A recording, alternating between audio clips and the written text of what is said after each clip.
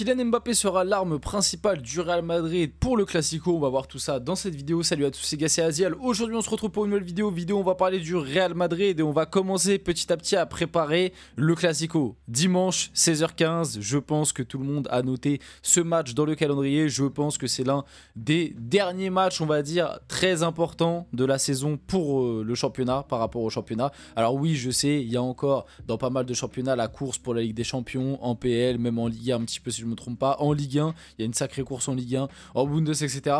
Tout ça j'en suis conscient, mais pour moi c'est l'un des derniers gros matchs, vraiment gros match du championnat avec une grosse hype, parce que c'est un match qui peut potentiellement relancer la Liga si jamais le Real s'impose, et puis surtout c'est un Classico, et cette année, les Classicos, cette saison, les Classicos nous ont particulièrement énormément hype, avec pour le moment un 3-0 pour le Barça. Est-ce qu'ils vont faire le 4-0 dans la même année, ce qui serait absolument terrible pour le Real Madrid? Et vous allez voir que j'ai ma petite impression que peut-être pas. Alors je dis pas que le Real va gagner, mais je ne pense pas qu'il y ait une quatrième défaite du Real. Bah, voilà, moi je sais pas pourquoi. Je ferai peut-être une vidéo prono pour un peu plus développer par rapport à ça, mais je me dis qu'un petit match nul, en plus, bah, factuellement le match nul, c'est un résultat qui arrangerait le Barça.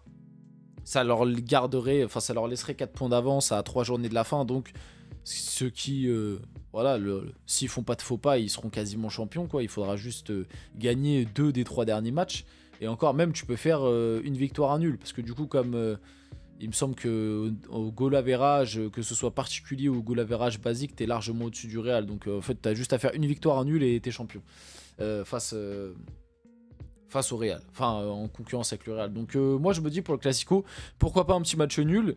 Et du coup dans cette vidéo on va revenir sur une déclaration de Carlo Ancelotti sur le bon vieux Kylian Mbappé, qui le met en avant et il dit clairement que c'est la menace et que c'est sur lui que le Real Madrid va devoir compter pour gagner ce Classico face au Barça, parce que ça va être la menace numéro 1, le mec capable de renverser le match face au Barça et de faire très mal. Donc on va parler de tout ça dans cette vidéo. On va aussi parler d'autres actus autour du Real Madrid. Bien évidemment, comme d'habitude, n'hésitez pas à liker, commenter, partager, vous abonner, ça fait toujours plaisir, ça aide pour le développement de la chaîne. Et nous, on va y aller dès maintenant pour parler un petit peu de tout ça. Alors, la déclaration de Carlo Ancelotti. Carlo Ancelotti prévient le Barça: Kylian Mbappé sera très important contre le FC Barcelone car ils ont une ligne défensive haute.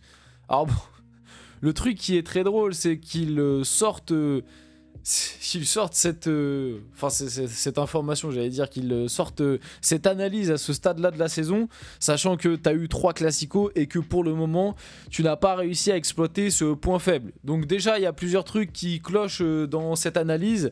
Le premier truc, c'est que tu t'en rendes compte que maintenant que en tout cas que tu le dises que maintenant que le FC Barcelone a une ligne défensive très haute. Je sais pas s'il l'avait dit avant, mais en tout cas c'était pas ressorti dans les médias, et moi il me semble que j'avais pas vu passer. Je pense qu'il l'avait analysé, hein, je pense qu'il l'avait vu comme nous tous, mais en tout cas il l'avait pas autant mis en avant en conférence de presse, etc. Et l'autre truc qui est très drôle, c'est qu'il dit que Kylian Mbappé du coup va être très important parce que la ligne défensive est très haute, mais que pour le moment t'as pas réussi à gagner un Classico. Donc tu les préviens. Pourquoi tu les préviens alors que t'as pris un 3-0 et qu'ils ont pas changé de façon de jouer? Alors oui, t'as pas eu Mbappé sur la finale de la Copa del Rey parce qu'il revenait de blessure.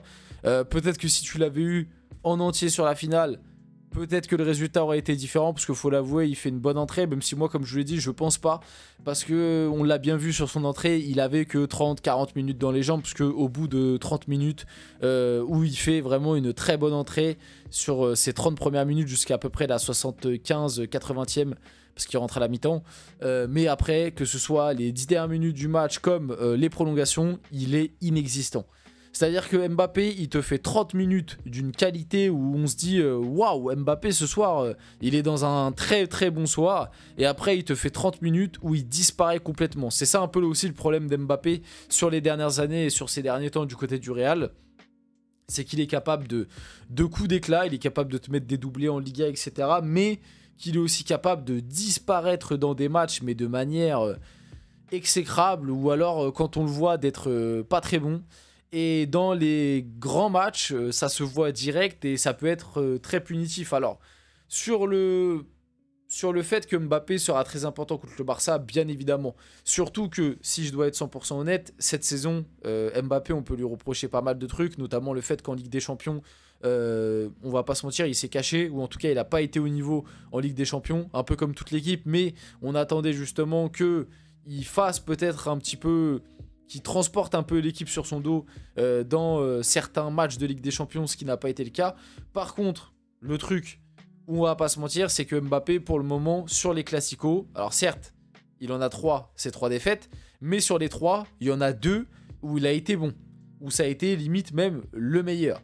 Bon, même si l'entrée, c'est dur de dire, non, surtout que sur la Copa, pour moi, c'est Bellingham le meilleur. Mais en tout cas, entre la finale de Supercoupe d'Espagne, où tu prends 5-2, mais Mbappé est buteur, et puis Mbappé est quand même globalement bon sur le match. En tout cas, c'est peut-être l'un des seuls que tu sauves sur ce match-là. Et d'ailleurs, bah, on s'en rappelle, Carlo Ancelotti avait eu une sacrée déclaration, hein. Vous vous rappelez de la déclaration où Carlo Ancelotti vient en conférence de presse et il dit aujourd'hui il n'y a rien à sauver sauf le match de Mbappé alors que tu viens de prendre 5-2 lors d'un classico. Bref, ça aussi ça fait partie des déclarations qui je pense sont pas les meilleures pour l'esprit de groupe, etc. Et c'est pas les meilleures par rapport aux autres. Mais bref, hein, encore une fois, quand on vous explique qu'Mbappé c'est plus un poison des fois pour investir qu'un bien. C'est pas que de sa faute, hein, parce que là, factuellement, c'est pas de sa faute, hein, c'est à cause de la déclat d'Ancelotti, mais on veut tellement le chouchouter, on veut tellement le mettre en avant que ça en fait quelqu'un, non pas de détestable quand même, parce qu'on le connaît pas personnellement, donc pas ça, mais ça fait quelqu'un, tu vois, c'est surtout par rapport à ses coéquipiers et tout, ça fait quelqu'un de privilégié, quoi. Ça fait un mec privilégié, alors que, bon, voilà, t'as quand même pris 5-2 au final.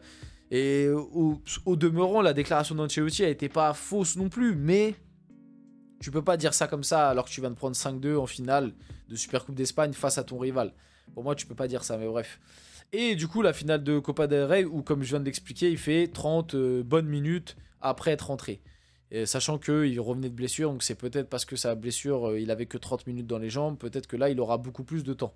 Donc, Mbappé sera l'un des joueurs attendus, sera sûrement l'un des joueurs qui pourra faire le plus mal à cette équipe du Barça avec Vini.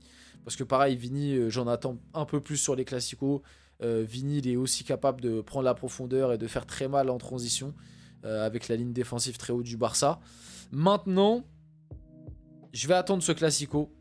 Et je vous le dis, et c'est de toute façon ce que j'avais déjà dit dans de précédentes vidéos, honnêtement, si le classico est remporté et qu'on a un bon Mbappé qui fait la diff et qui emmène le Real à la victoire dans ce classico et qui du coup recolle à 1 point du Barça et sur la fin du championnat ça se tape et même si au final ils gagnent pas, au moins ils seront revenus à 1 point et ça se tapera jusqu'au bout. Honnêtement, je pense que la saison t'aura peut-être un peu limité la casse. Finir à 1 point de ce Barça là qui a illuminé l'Europe, tu finis à 1 point en Liga. Bon, tu fais entre guillemets une saison blanche, même si tu as remporté les 2 trophées, la Supercoupe de l'UEFA et la Coupe intercontinentale. Bon, encore la Supercoupe de l'UEFA, pourquoi pas, mais la Coupe intercontinentale, c'est un trophée qui vient juste d'être créé parce que la Coupe du Monde des clubs, le format a changé. Pour moi, ce trophée n'a aucun sens. Voilà, tu l'as gagné en gagnant 3-0 contre Pachuca. Voilà, franchement, c'est vraiment le style de trophée. Je suis désolé, pour moi, ça n'a aucun sens. Enfin, ça n'a aucun sens.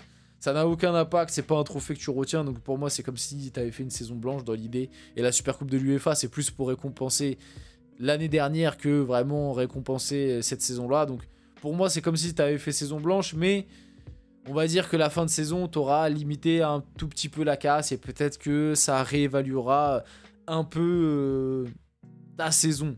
Même si je pense que tout le monde est déçu et ça ne changera rien si tu finis à 1 point du Barça. Après, si tu gagnes la Liga, par contre, là, ça peut changer. Mais au final, imaginons, il y a un monde où le dernier Classico là, de dimanche, tu le gagnes, avec un Mbappé buteur. Imaginons Mbappé, il finit Pichichi et le Real finit à 1 point du Barça. Je pense que, vu comment c'était parti, Mbappé, il aura quand même réussi un maximum à limiter la casse pour sa première saison.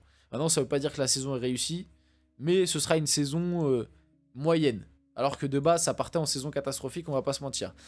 Merci l'Inter, des messages de remerciement pour l'Inter de Milan ont été affichés au centre d'entraînement du Real Madrid ce mercredi après l'élimination du Barça.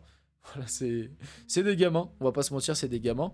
Quelques autres infos mercato, j'ai vu ça passer. Le Real Madrid attend la fin de contrat de William Saliba et Raima Konaté pour les recruter. Alors bon, ils vont devoir attendre, hein, parce que les deux sont fin de contrat 2026 s'il n'y a pas de prolongation. Et encore, je crois que Konaté, ça parle d'une prolongation, donc ils vont devoir attendre. Saliba, je pense que c'est la priorité. Je pense que Konaté, c'est plus en cas d'opportunité. Bon, le problème, c'est que pour moi, le Real Madrid a besoin de recruter un défenseur central dès maintenant. Et puis, tu peux pas te permettre d'attendre un an de prendre un mec en fin de contrat. Donc, à voir. On finit la vidéo là-dessus. J'espère que cette vidéo vous a plu. Si c'est le cas, n'hésitez pas à liker, commenter, partager, vous abonner. Les gars, c'était Aziel. On se retrouve très rapidement pour une prochaine vidéo.